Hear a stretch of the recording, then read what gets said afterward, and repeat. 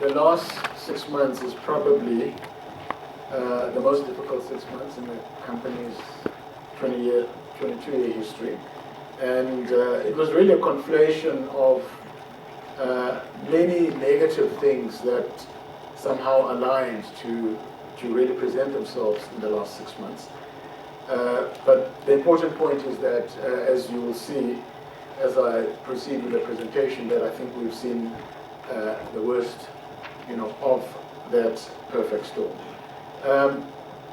Clearly, the most pertinent impact on the group, negative, was the Nigerian fine, which we finally settled on the 10th of June.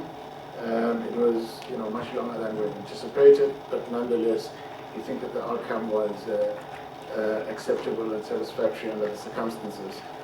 1.67 billion to be more accurate, and of course you know that we did pay $250 million when we withdraw the court case in order to open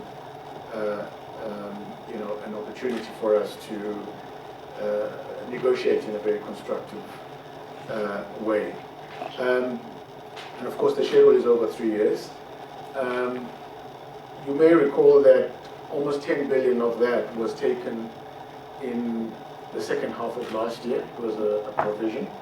And of course another 10 billion this half, which is in effect the present value of the remaining amount.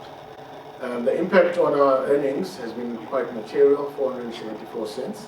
And of course it's also affected our cash flow to the tune of 5.8 billion.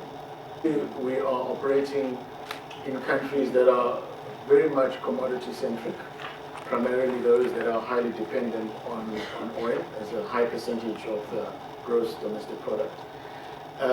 And we also witnessed the local currencies devaluing against the dollar, and a lot of that has manifested itself in a forex loss of almost 3.6 billion rand.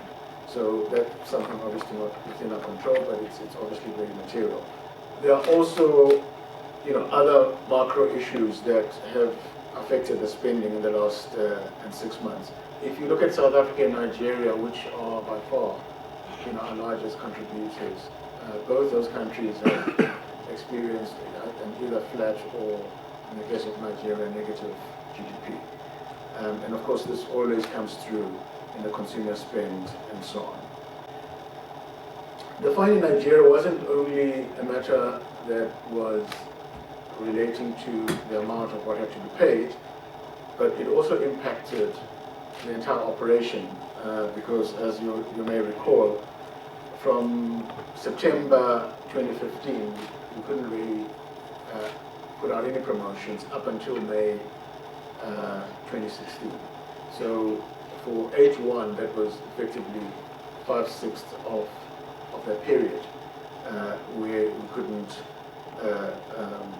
put out any new promotions. So by the time we started in May, it was basically almost the end of the half. Altogether, we've disconnected 18 million subs on a group-wide basis, starting around October last year. In this half alone, it was 7.5 million. I have indicated a number of times that we took a very conservative view that we really need to comply, and to the extent that it may affect revenue, we'd rather live with that risk than the risk of non-compliance and suffering the fine. And this is a very important point to make, in the sense that those 18 million subs, some of them are significantly high-value subs, have had an impact on the revenue that you're seeing in H2. But nonetheless, I think we've now very, very much complied in virtually all the territories, and that phase is over.